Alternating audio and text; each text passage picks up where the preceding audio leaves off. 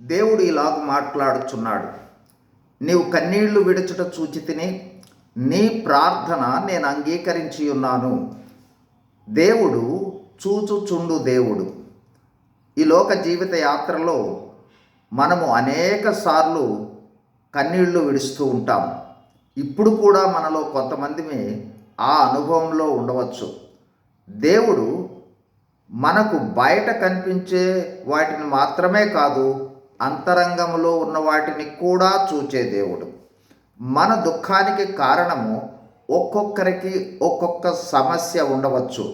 అయితే దేవుడు మన కన్నీళ్లకు కారణమైన ప్రతి సమస్యను, ప్రతి అవసరాన్ని తీర్చగలడు.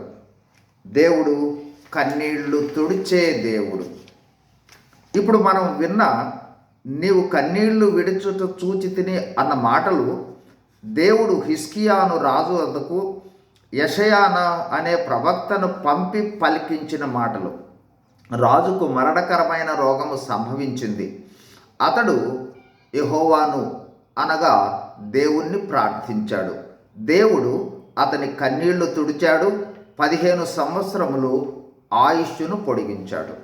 అదేవిధంగా మనము కూడా మన దుఃఖ సమయంలో విశ్వాసముతో దేవుణ్ణి ప్రార్థిస్తే ఆయన మన కన్నీళ్లకు కారణమైన ప్రతి సమస్యను తొలగిస్తాడు. అంత మాత్రమే కాదు, మనలో ఉన్న దేవునికి ఆయాసకరమైన వాటి విషయమై పశ్చాత్తాపపడి యేసు ప్రభు ద్వారా దేవునిని ప్రార్థిస్తే మన పాపాలను క్షమించి రక్షణను దయచేస్తాడు.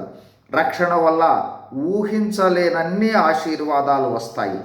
హిజ్కియా రాజుకు ఆయుష్ 15 సంవత్సరములు పొడిగించబడింది.